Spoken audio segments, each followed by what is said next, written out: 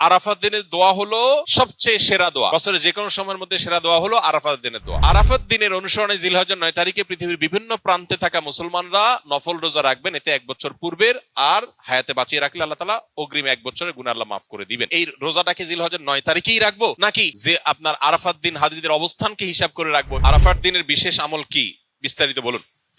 আরাফাত দিনের আমল, যারা আরাফায় অবস্থান করছেন তাদের জন্য একরকম, আর আরাফাত দিনে যারা আরাফায় অবস্থান করছেন না, বিশ্বব্যাপী বিভিন্ন জায়গায় আছেন, তাদের জন্য ভিন্ন রকম। যারা আরাফা অবস্থান করছেন, নবী আলাইহিস সালাম বলেছেন খায়রুদ দুআ এ দুআ ইয়াউমি আরাফা। এই হাদিসের এই অংশটা যদিও আম, এখান থেকে আরাফাত দিনের দোয়াকে নবীজি বলেছেন আরাফাত দিনের দোয়া হলো সবচেয়ে সেরা দোয়া। বছরের যে কোনো সময়ের মধ্যে সেরা দোয়া হলো আরাফাত দিনের দোয়া। যদিও আরাফাতের ময়দানে হাজিদের দোয়া কবুল হয়, ফেরত দেওয়া হয় না, বহু হাদিস আছে। যেহেতু হাদিসে আরাফাতের দিনের দোয়াকে সেরা দোয়া বলা হয়েছে, আমরা যদি দূর থেকে আল্লাহর কাছে দোয়া করি, আশা করতে পারি আল্লাহর কাছে, আশা করতে অসুবিধা নেই যে আল্লাহ তাআলা দোয়া হয়তো কবুল করবেন। দ্বিতীয়ত নবী আলাইহিস সালাম বলেছেন খায়রুমা আনা কুলতু আনা ওয়ান নাবিয়্যুনা মিন ক্বাবলি লা ইলাহা ইল্লাল্লাহু ওয়াহদাহু লা শারীকা লাহু লাহুল মুলকু ওয়া লাহুল হামদু ওয়া হুয়া আলা কুল্লি শাইইন কাদির।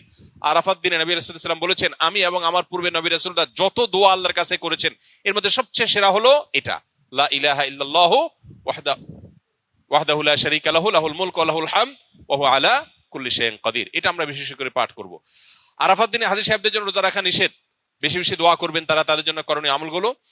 আর আরাফাত দিনের অনুসরণে জিলহজের 9 তারিখে পৃথিবীর বিভিন্ন প্রান্তে থাকা মুসলমানরা নফল রোজা রাখবেন। এতে 1 বছর পূর্বের আর হায়াতে বাঁচিয়ে রাখলে আল্লাহ তাআলা অগ্রিম 1 বছরের গুনাহ আল্লাহ মাফ করে দিবেন।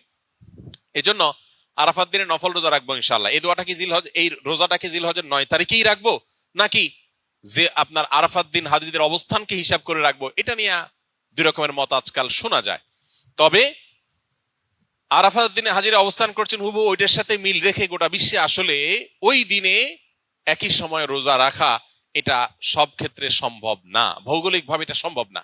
এই জন্য জিলহজের 9 তারিখটা যদি কেউ রোজা রাখেন ইনশাআল্লাহ বিদিনিল্লাহ তিনি এই ফজিলত এবং এই তাৎপর্য মাহাত্ম্য পেয়ে যাবেন, এবং এই মতটা অধিকতর সব দিক থেকে সমৃদ্ধ এবং যুক্তি সমৃদ্ধ।